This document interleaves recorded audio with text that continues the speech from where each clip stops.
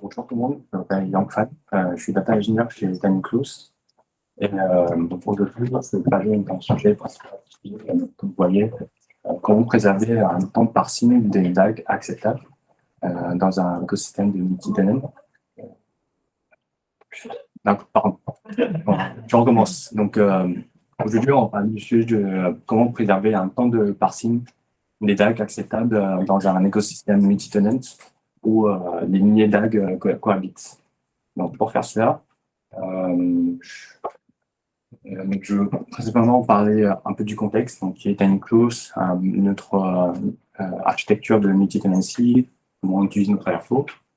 Ensuite, on entre dans notre vif du sujet, le temps de parsing. Puis, donc, les investigations qu'on a pu y faire, les optimisations de solutions qu'on a pu y trouver, et présentera ensuite les résultats. Donc, vraiment, qui est Timeclose? Donc, déjà, Timeclose, en tout cas, donc, on est dans le domaine de marketing. Donc, en gros, on fait de la publicité. Nous développons une solution du Customer Relationship Management. Donc, on livre aux clients, enfin, donc, on met à disposition une plateforme SaaS. Donc, sur cette plateforme SaaS, nos clients, donc les marketeurs, permettent justement de construire des audiences, leurs propres audiences, les cibler et planifier les campagnes publicitaires. Donc, la boîte est créée à partir d'un constat que plus de 90% des messages envoyés, donc ils se découlent des objectifs commerciaux fixés par les marketeurs et que 10% seulement se découlent des comportements des clients. Donc, comment on peut être du coup client first, c'est-à-dire que individualiser les publicités, individualiser les messages, au lieu d'envoyer le même message pour tout le monde. Du coup, c'est pour ça que Timeclose a pu développer de la personnalisation en utilisant des modèles de machine learning, de l'IA, en utilisant des données de first party. Donc, les clients nous envoient des données, qui soient des données clients, l'historique des achats, la liste des produits, etc. Nous, on intègre ces données-là, on fait notre propre analyse et au final, sur notre plateforme, on peut aider nos marketeurs à mieux faire leur campagne. Du coup, on a plus de 100 clients actifs dans des domaines différents, comme des domaines de luxe, Tiffany, de voyage, Accor Hotel, Air France, Retail, etc. Donc, plus de 100 clients actifs pour l'instant. Donc, quelques mots sur notre architecture. Donc, nous, notre architecture technique, on était focalisé plus sur du multi-tenancy. Donc, la différence entre un single tenancy et un multi-tenancy, c'est que, par exemple, dans le cas de single tenancy, single tenant, en fait, on va créer une instance par client. Du coup, on va créer autant d'instances comme autant de bases de données ou autant de l'infrastructure Airflow, etc. par client. Du coup, nous, on n'est pas privilégié sur cette sens-là. Nous, on a plutôt adopté la solution de multi-tenant, c'est-à-dire qu'un tenant égale un client et qu'en interne, on développe une plateforme qu'on peut customiser et qu'on peut configurer avec des fichiers de paramètres. Donc, en interne, on utilise des fichiers de YAML. Du coup, c'est pour ça qu'en fait, pour sauvegarder, en fait, le choix qu'on a fait pour sauvegarder, donc, et non pas le choix qu'on a fait, c'est une base, un repos GitHub qu'on appelle ici client config. Et dans ce client config-là, lorsque nos clients arrivent chez nous, nous, on n'aura plus pas besoin d'écrire tous les configs nécessaires pour intégrer le nouveau client. Donc, l'avantage de faire ça, et du coup, on est sur un repo guide, donc tout l'avantage d'historiser, de travailler ensemble, etc. Et l'avantage d'avoir une architecture multi-tenant et que c'est plus scalable, moins coûteux, d'être plus maintenant, puisqu'on a tout ça l'architecture à maintenir, et d'emborder justement les clients beaucoup plus rapidement, au lieu de monter tout un tas d'infrastructures complètes. Et techniquement sur l'Airflow chez Tenable, donc on est full cloud, on est sur Google Cloud. Actuellement, on utilise la version qu'on utilise, c'est le Composer 2.1.2, l'Airflow en 2.3.4. Donc sur Airflow, on a des workflows comme de l'ingestion, donc les process le workflow qui permet d'ingérer les données qu'on a reçues ou qu'on récupère des clients. Des workflows de training, donc de tourner des tables de training sur notre modèle de machine learning, des workflows de scoring, donc qui permet de faire l'inférence, d'avoir des scores pour justement avoir cette personnalisation des campagnes. On a pris le choix de créer un DAG par fichier, et aussi un DAG par client et par workflow. Et donc, vu qu'on a plus de 100 clients, au final, on a 1000 DAG qui tournent en prod tous les jours. Donc, des DAG qui sont du client facing ou des clients, ou des workflows qui soient du client facing, donc critiques, ou d'autres workflows en background.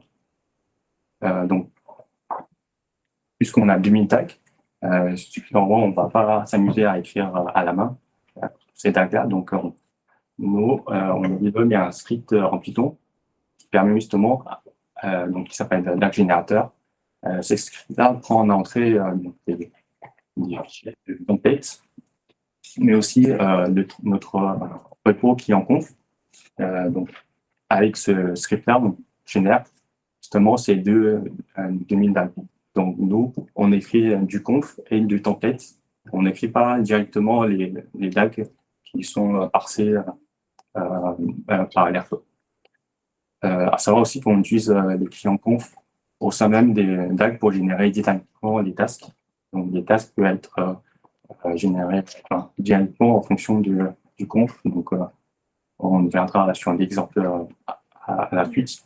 Un point important chez nous, c'est que donc, puisque le client conf est un repo Git, donc à chaque modification qu'on apporte, donc chaque release ou chaque merge qu'on fait sur le client conf, du coup, on régénère tous les fichiers de DAG.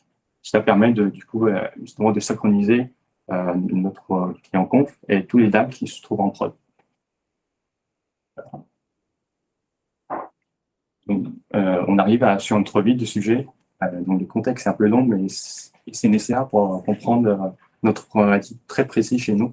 C'est que, en fait, le problématique des lenteurs au niveau du parsing et du coup, quelles sont les solutions qu'on a pu trouver pour attaquer le problème.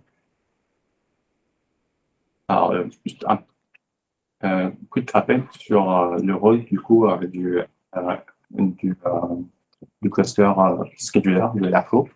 Donc, l'Airflow Scheduler a dans deux missions. Une première mission, donc, c'est de parser les fichiers de DAG. Et une deuxième, c'est du coup d'orchestrer les tâches. Du coup, le fait qu'il parse, donc c'est notre vue du sujet, et de l'orchestrer les tâches, fait que nous, on est très sensible sur l'état du cluster de scheduler, vu qu'on a des workflows qui sont en fixing et tout. Donc, si le scheduler est en PLS, du coup, tous les DAG qui ne vont pas être lancés correctement ou à temps. C'est pour ça que, en fait, il faut que notre cluster scheduler soit très simple et très performant, ou soit tout le temps dans un bon état pour garantir le bon fonctionnement de notre infrastructure, puisqu'on n'a qu'une seule infrastructure. Donc, quelques constats qu'on a fait, c'est que suite à une mise à jour du Composer qu'on a fait, donc on a passé de version 2.0.7 à version 2.0.29. Donc on a fait, il y avait 5 ou 6 mois. Donc, là, ça, c'est quelque chose de on monitor, du coup, les temps partiels de notre composé en prod. Et on voit qu'avant, donc là, cette saut-là, en fait, c'est au moment de l'upgrade. Donc avant l'upgrade, on était tout le temps autour de, on va dire, 5 minutes. Du coup, il y avait déjà un peu des travaux qui sont entamés pour justement baisser un peu ce temps-là, parce que nous, on fixe une seuil de 5 minutes, donc de la perte du temps. Et tout de suite après l'upgrade, du coup, le temps a pratiquement quadruplé, il atteint plus de 20 minutes à la fin. Donc, ça nous a soulevé. Donc, et l'impact derrière, c'est que, je vais pas montrer, c'est que l'utilisation du CPU a été très élevée derrière. Donc, vraiment, l'état du scheduler, du cluster scheduler est dans un état pitoyable, enfin, dans un état qui ne sont pas acceptable, pour nous en tout cas. Donc, à savoir que aussi, je disais que chaque modification qu'on fait dans le client conf, on régénère tout, les dates. Donc, chaque release qu'on fait dans le client conf, ils prennent plus de 20 minutes à ce que ça arrive en prod. Donc, c'était pas acceptable chez nous. Si chaque fois qu'on fait, du coup, une release qui dure plus de 20 minutes, donc c'est non. Surtout qu'on fait beaucoup de modifications, puisqu'il y a toute une équipe qui travaille sur le client conf. D'où on veut du coup optimiser tout ça. Donc, deux pistes d'investigation tous les deux qui aboutissent aux deux optimisations qu'on a pu faire. Donc, les deux pistes sont, la première, c'est réduire le temps de parsing unitaire des fichiers DAG. Donc, le but, c'est d'écrire des fichiers DAG le plus simple possible pour que le temps parsing, le temps que le scheduler prenne pour le percer soit le plus court possible. Donc, si chaque fichier prenne moins de temps, en termes, du coup, on prenne moins de temps. Et l'autre piste, c'est d'adapter la stratégie de parsing. Du coup, on a des relais une deux pistes. Donc, les premières pistes, donc, du coup, c'est une réduire le temps de parsing de l'unitaire du fichier. Donc, en gros, c'est d'écrire des fichiers de template ou des fichiers en sortie qui permet justement de prendre le moins de ressources possible pour qu'ils puissent être parsés. Donc, comme je vous avais dit, nous, on écrit des fichiers templates. Donc, à gauche, on a un fichier template et à droite, ce qui est après le passage du DAG dans le script de DAG générateur. Donc là, ici, la seule différence, c'est que on voit sur la ligne 5, le domaine, il est transformé en mail domain. Donc là, on utilise du coup du templating Jinja pour justement templater grâce au client conf de remplacer tous par les données spécifiques. Par exemple, les templates, lorsqu'on passe sur un fichier conf sur Samsung, en sortie, on va avoir sur la ligne 5, domaine égale Samsung. Et, donc là, et sur la ligne 10, on peut voir qu'en fait, on a un boucle for qui va sur le task, et le task montre sur la ligne 7 en flèche, on fait un get conf value. Cette ligne-là permet d'aller chercher du conf sur donc des confs en fichier de notre client conf, notre repo, qui sont dumpés en fait sur notre fichier JCL. Donc c'est des fichiers qu'on va lire. Donc on fait une opération nano pour générer du coup directement tous les tasks. Donc, après investigation, en fait, pardon. Donc du coup, un autre point, c'est que tous les conseils des bonnes pratiques sont, au moment d'écrire justement des templates, sont déjà appliqués, donc comme tout ce qui est top level code ou de simplifier le plus. Parce que chaque template va être appliqué au moins 100 fois, puisqu'on a 100 clients. Donc là, ce qui prenne de temps, c'est du coup la ligne 7. Donc c'est une lecture, c'est une IO. Donc ils prennent beaucoup de temps. Et comment on peut faire pour justement optimiser cette écriture-là la solution qu'on a trouvée, c'est ne pas le faire. Ne pas faire la lecture. et comment. Et donc, si on, justement, on utilise déjà notre templating Jinja, donc dans le DAG générateur, le script. Pourquoi pas, au lieu qu'on fasse cette lecture-là au moment du parsing, on transporte cette lecture-là au moment du génération des DAG. On le fait une fois. Et au final, donc, voir que donc à gauche, on a transformé un peu notre template. On a des opérateurs Jinja, des boucles for, une appel sur la même fonction getConfValue, donc c'est une fonction Python, etc. Mais le rendu n'est pas pareil. On peut voir que le rendu, on a un DAG plus statique. Donc les tasks, donc dans le compte, on a 3 tasks. Les tasks sont déjà présents codés en dur. Du coup, c'est ça qui change tout. Donc on n'a plus la ligne de la lecture, comme on peut le voir tout à l'heure ici sur la ligne 7. Cette ligne-là a disparu. Et on a une DAG beaucoup plus statique, donc qui nous permet d'éviter de faire cette lecture-là. Donc ça simplifie beaucoup et ça économise beaucoup du temps de parsing. Et donc, alors, donc un point d'important, c'est qu'on autorise à faire ça. C'est dans notre cas très spécifique que chaque fois qu'on fasse une modification dans notre client conf, on régénère tout pour synchroniser ce qui est les DAG et le repo conf. C'est pour ça qu'on permet de chaque fois de régénérer à chaque fois tout et de transposer ça dans le DAG générateur parce que c'est en sorte un pseudo dynamique.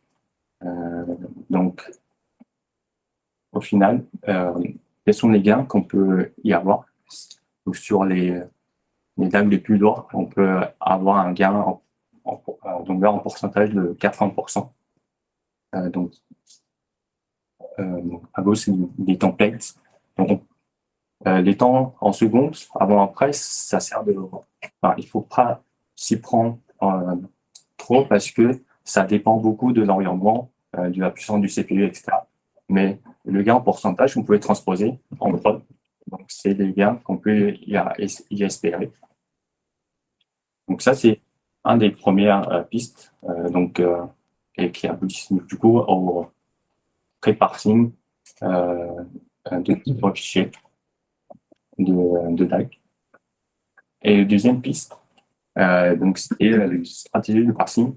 Donc, suivant la bonne pratique, on sait qu'on a le minimum file intervalle. Donc, tout à l'heure, il y a quelqu'un qui a mentionné celui-ci, qui donc permet justement de réduire un peu la fréquence de parsing pour ne pas trop solliciter le cluster du scheduler, puisqu'on n'a pas besoin qu'il soit fraîche vraiment à des secondes ou à des minutes près.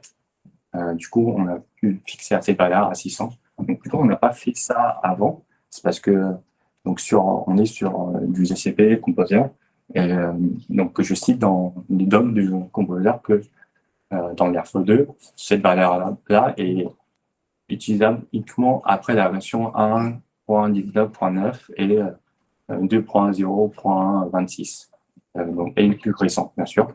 Et dans la version plus tôt, cette valeur est ignorée. Donc, je pense que en fait, c'est géré dans les versions plus tôt directement par Composer. Mais nous, on a à la main maintenant parce qu'on vient justement de faire cette mise à jour. On a passé de version 2.0.7 à version 2.0.29, qui est plus récent que 2.0.26.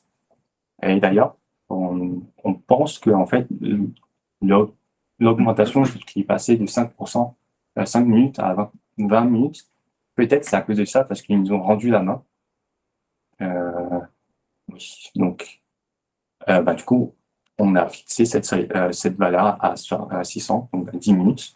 On n'a pas besoin d'être plus tôt, puisque chaque fois qu'on modifie, on régénère. Et le fait que les fichiers sont modifiés, ce check-là va être ignoré. Donc, dès lors qu'on modifie un fichier, on upload dans le database, du coup, il va être pris en compte et parsé immédiatement. Donc, il n'a pas besoin d'attendre 10 minutes.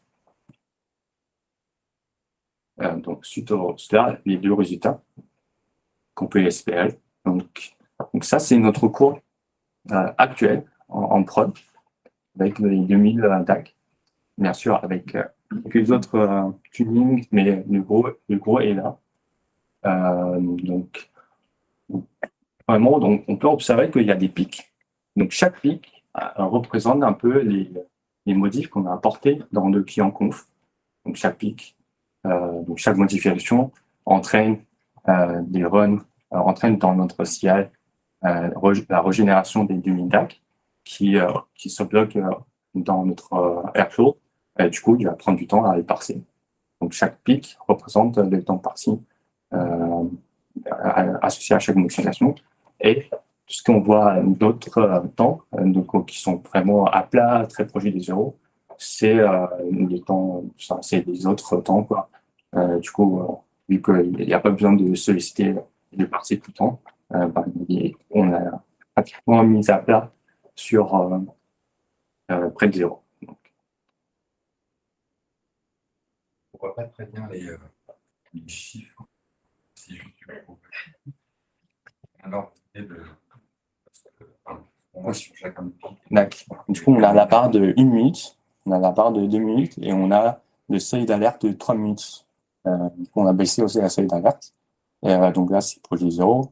Je crois on voit une pic qui soit à environ de 1 minute 50, 1 minute 30 secondes. Du coup, on a. Et pour les 0, ça veut dire.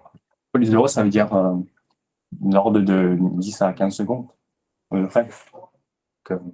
Donc, pardon, de 10 à 30 secondes. Parce qu'il n'y a pas tellement de. Enfin, il n'y a pas, entre-temps, il n'y a pas de nouveaux DAC qui sont arrivés, donc ils parsent petit à petit. Du coup, il n'y a pas une grosse sollicitation qu'on peut observer sur des pics, car c'est une modif, donc c'est une régénération complète. Donc, conclusion, qu'est-ce qu'on peut. Pardon. Donc là, pourquoi c'est important chez nous d'avoir un temps de parsing déjà, donc c'est la sollicitation du cluster du scheduler, mais aussi que à chaque fois qu'on modifie notre client conf, on peut avoir une mise en production le plus faible possible. Aussi que dans notre CI, à la fin du CI, on trigger un certain nombre de DAG parce que le conf a changé, donc il faut refaire un certain nombre de calculs ou d'autres opérations. C'est pour ça que le plus vite le DAG soit parsé et hop, mieux c'est. En tout sens du terme. Et donc, en conclusion, on peut retenir à peu près 3 points. C'est on a pu optimiser le temps de parsing qui est faible et d'avoir les pics de parsing acceptables lorsqu'on fait les releases ou les modifs du coup dans client conf. Et le plus important, c'est de monitorer nos services, donc le temps de parsing, du mémoire, etc. Parce que c'est grâce à cela qu'on peut immédiatement identifier si la santé de notre infra, de notre service, et du coup de ne pas dégrader notre service et de constamment fournir une plateforme valable pour nos clients. Et merci de votre attention.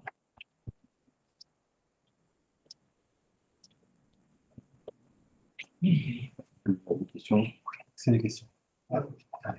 Tu peux revenir au slide avec le code du DAG, s'il te plaît? Le code du DAG. D'accord. D'avant ou d'après? Déjà, merci pour la présentation. Et du coup, là, si j'ai bien compris, tu as un DAG ingestion point qui est généré pour chaque entreprise, c'est ça? Du coup, tu as 100 DAG qui ressemblent à ça. Oui. 100 DAG Python qui ressemblent à ça. Tu as choisi de faire une entreprise. Par exemple, pour le DAG d'ingestion, on a gère tous les. Enfin, c'est important pour tous les. Il y en a besoin pour tous les clients. Pour 100 clients, on a 100 DAG. Je peux les DAG, tu peux aussi les faire dynamiquement. Enfin, un peu d'ailleurs ce que tu présentais juste avant. Oui. Du coup, avec new DAG, tu mets en global variable. Donc, du coup, tu le fais dans le code Python, tu fais une boucle for sur la liste des compagnies, par exemple. Et du coup, tu génères dynamiquement le DAG. justement, on devrait éviter de faire ça. D'abord, l'un des remarques qu'on peut faire, c'est que on pense, hein, parce que c'est un des pas qu'on voudrait le faire, de générer des énergies dans tous les cas, mais ça peut être coûteux de prendre peut-être de ressources parce que de parser. C'est justement là, c'est éviter d'alourdir le temps de parsing. Si on pouvait éviter de faire ça. Et l'autre point, c'est on a fait volontairement de créer un fichier par client et par DAG parce que c'est plus simple à maintenir et à débugger ou à visualiser. Enfin, c'est pour ça, enfin, c'est un choix volontaire. Mais on a un des pistes aussi, c'est vraiment ce que vous disiez, de tout mettre ensemble dans un même fichier, de créer dynamiquement tout ça. Ok, ouais, parce que je pensais à ton tutoyer, celui-là. Oui, pardon. Du coup, je pensais à ton parsing de DAG, du coup. Toi, tu as les librairies helper, etc. Ouais. C'est vrai que parfois, quand tu as pas mal de code dans les librairies, bah, derrière, tout le temps de parsing, il va parser des fichiers, des liens, machin, et ça peut prendre pas le temps. Donc là, c'est Aussi. cher. Et du coup, si tu le fais qu'une fois pour les 100 compagnies, bah, tu n'as qu'un seul temps de parsing. Du coup, tu peux réduire ton temps de parsing à ce niveau-là, en fait. Ça On a eu le problème, en fait, on avait des librairies assez lourdes, justement des helpers, quoi, qui étaient un peu longues à parser, et du coup, bah, on le faire pile toi. Ce que je comprends, c'est que là, le problème venait du get config value, c'était l'IO de récupérer la conf qui était sur GCS. Donc là, le problème, Mais c'est il y a deux comptes différents. Il y a la génération des tâches et la génération des DAG, en fait. Du coup, là c'est effectivement, non, mais là, c'est première étape, c'est la génération des tâches dans le code comme ça, mais après, là, ce serait une autre étape de générer les DAG. Alors, pour répondre, déjà, on n'utilise pas des helpers qui soient très très lourds, donc c'est vraiment des fonctions Python qui durent que 10 lignes ou 20 lignes en plus. Et l'autre point, c'est que on a 2000 DAG en sortie, on utilise des templates. Donc, si on voudrait tout mettre ensemble, etc., donc des templates, ce sera plus difficile à écrire des templates, donc il y aura un coût supplémentaire de développement qu'on travaille de fournir. Alors que là, une template par workflow et qui va être générée par client. Donc, c'est beaucoup plus simple en termes de philosophie, règlement et développement. Peut-être un coup sur lequel c'est effectivement commencer à apporter une réponse. C'est aussi en termes de monitoring avec 100 ou 150 clients. Si tu veux savoir dans quel état est ton client, c'est difficile quand tu mélanges tous tes runs pour le même DAG. Tous les jours, tu vas avoir 100, 150 runs pour le même DAG, savoir lequel a failli, à quel client ça correspond, etc. C'est beaucoup plus compliqué. Donc, dans un environnement multi-tenant, c'est beaucoup plus facile à gérer et à avoir une alerte qui remonte même à trigger, à scheduler. Du coup, là, on a un schedule, de scheduler de Airflow. Par exemple, tous les jours, à une fréquence, une fois par jour, le workflow d'ingestion se lance. Si on avait dû le faire pour tous les clients, en fait, il y aura fallu une autre brique de trigger, pas s'appuyer sur ce schedule-là. Ça apporte aussi pas mal de choses en termes de monitoring, en termes de scheduling, et d'avoir vraiment ça. Merci Axel pour le rang. La chance d'avoir l'équipe avec nous. Axel, c'est mon manager. Sans d'avoir l'équipe avec nous, pour poser des questions. Ouais, ok. Voilà, justement, de façon plus générale, sur la méthodologie, question du parce que, d'un point de vue économique, c'est clair qu'on voit plus besoin. Non, c'est quoi votre plan d'utilisation? Parce que justement, c'est un exemple. J'imagine que la migration est pas jusqu'en 3, donc ça potentiellement sympathiquement. C'est quoi votre plan de l'ensemble du cluster, que ce soit du parti ou autre, pour que tous les clients ne se retrouvent pas dans la planète? Donc, alors déjà, on a 3 clusters de scheduler. Donc ça rassure déjà quelques problèmes. On utilise aussi du auto-scaling sur le compiler. On a plus de 500 de briques de monitoring dessus. Du coup, bien sûr, peser pour le contre, on garantit, enfin, on réduit du coup l'infrastructure pour une problème de coût, mais on ajoute de l'autre côté du monitoring pour justement surveiller, assurer que on fournisse bien du coup le service qui soit available, qui soit disponible à tout moment. Donc il faut peser un peu le pour et le contre. Bien sûr, si on enlève d'un côté, il faut renforcer avec les autres solutions ce côté-là. J'ai des questions. Première sur la génération de classes. Alors, à la fin, les problèmes, c'était avec l'ouverture des fichiers de classe où ça veut dire si on charge des fichiers en format disciplinaire Python ou disciplinaire, est-ce que ça pourrait régler le problème ou pas? Si on charge, en format Si on stocke les configurations en disciplinaire Python, au lieu de stocker comme fichier YAML ou JSON, ça pourrait régler le problème? mais du coup, là, ce qu'on fait, c'est en quelque sorte stocker directement en Python.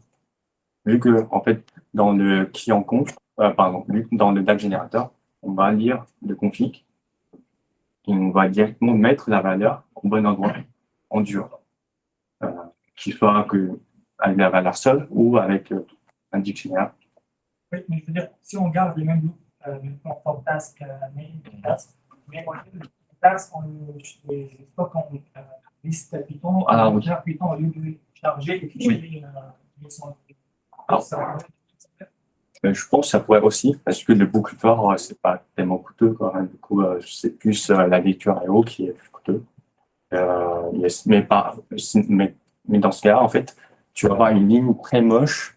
Je sais pas combien de longueur, ça m'est arrivé. Donc,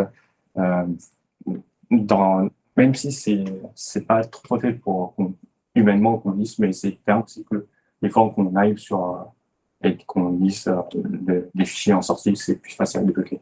Sinon, si tu as un conf qui fait, je sais pas, qui dépasse beaucoup, c'est un peu pas trop délivrant, on va dire. Mais c'est tout à fait possible de le faire. Donc, et c'est pas gênant, trop gênant au sens de Airflow, puisque c'est des machines. Ça arrive très bien qu'en fait, vraiment, cette test-là, effectivement, partir une partie d'AE. Après, le fait de garder la partie dynamique, fait que, en fait, voilà, ça garde quand même une certaine note sur le scheduler un peu. Donc, l'idée, c'est qu'on a dû aller au bout de l'exercice, notamment sur l'optime. Mais effectivement, déjà, on aurait pu faire une première étape, garder la partie forme ici en Python et interprétée par le scheduler, et juste mettre la conf pour retirer déjà la partie IO. Mais alors, en réalité, on a fait les tests, on a vu qu'on va aller gagner plus, et aller au bout de l'exercice pour dire on rend le DAG le plus statique possible et on retire un maximum de l'eau. Là, deuxième question sur le multi-tenancy. Comment vous gérez le droit des accès pour les clients? C'est-à-dire, vous assurez qu'un DAG de client X n'accède pas de data de nos clients Y. S'il y a un incident de Tu peux répéter un comment DAG de vous client gérez X. pour vérifier, assurer que le DAG de client X n'accède pas à données de client Y? Alors, du coup, on a un DAG par client. Donc, le DAG, par exemple, on prend l'ingestion workflow. On va générer un DAG d'ingestion workflow par client. Dans ce DAG-là, il va aller chercher que les données de ce client-là. Bien, Et là, c'est vrai, je peux répondre aussi que j'ai préparé là. En fait, les clients, ils n'ont pas accès à tout, en fait. Ils ont une plateforme simple. Ouais. Non, mais par contre, cela dit, c'est une question qui est assez intéressante d'un point de vue configuration. Parce que je pense que vu que tout est configuré, il ne se passe pas si quelqu'un a copié-collé la conf d'un client pour en créer un nouveau et a oublié de remplacer l'accès à GCS, bon, GCS bucket client W. Bah, du coup, C'est pas possible parce que par architecture, en fait, déjà, je donne la configuration de nos clients, top to them, avec des dossiers qui sont isolés. Et déjà, Non, mais le contenu, je veux dire, le contenu, la valeur d'un truc qui te dit, genre, l'ingestion, tu vas aller chercher le fichier à tel endroit. en fait, ça, c'est que, enfin, on va aller taper que sur des choses qui sont standardisées pour ce client-là. Alors, effectivement, là, on parle peut-être pas de Airflow, ça se fait peut-être en amont. Non, mais- Un peu plus sur les connecteurs. Il n'y a pas vraiment de lien avec Airflow ici sur cette partie-là, mais effectivement, c'est pertinent, c'est dans un cadre. C'est juste qu'il y a Google, par exemple, qui bosse sur le fait de faire du multi-tenant au sens pur du terme de Airflow lui-même, c'est-à-dire d'avoir des web serveurs isolés avec la même base de données, et du coup, quelqu'un qui accéderait à l'UI, mais aussi un DAG qui serait dans un web server, et il n'aurait pas accès aux variables, aux configs ou à des connecteurs d'autres. Ouais, c'est des concepts qu'on a Super récentes. c'est des contraintes qu'on n'a pas du tout. Ouais, Étant donné que, en fait, par structure et architecture, on est déjà isolé dès le départ. Et donc, c'est plutôt au niveau des connecteurs que ces questions se posent là, plutôt qu'au niveau partie moins facile. Cool. Oui. Je me posais la question, est-ce qu'il y a eu un outillage particulier pour déterminer que c'était cette ligne de code-là qui coûtait le plus cher et pas une autre? Est-ce que c'était parce que c'était relativement simple et que c'était la seule ligne qui faisait de l'IO? Moi, je dirais que c'était du coup, relativement simple chez nous, en tout cas, parce que ce que vous pouvez voir, c'est les boucles for, les imports, les top-level codes qu'on n'a presque pas. Donc, la seule ligne qui peut éviter, c'est celui-ci. Et le faire une test, donc c'est de prendre une DAG, de modifier manuellement, de faire une test là, c'est comparatif, c'est très simple aussi, donc c'est assez intuitif. C'est un peu ennuyé et après, quand tu time versus l'un versus l'autre, tu vois, il fait un DAG-bag import ou un truc comme ça pour. Un DAG report qui permet justement d'avoir un report sur tous les tags. Et fait une ressource, un groupe à l'extérieur pour classer sommer par template, etc. Parce que le faire une fois, c'est peut-être pas très significatif, mais le faire plusieurs fois sur un même CPU, un même cluster, ça peut, du coup, on voit une tendance qui stabilise. Mais du coup, tu récupères un peu de data au niveau du DAG-bag en lui-même, c'est ça? On a une étape dans notre CI qui fait à chaque fois qu'on peut lancer manuel. On peut lancer en un seul bouton de récupérer tout le recensement des métriques. Oui. C'est quoi le sizing du composeur? C'est du small, large?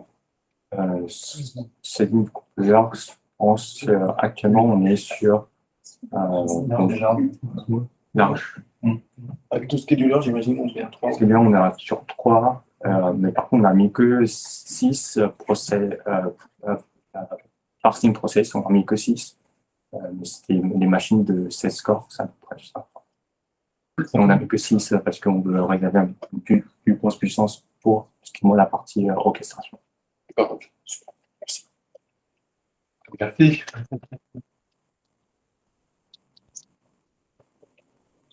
Merci beaucoup.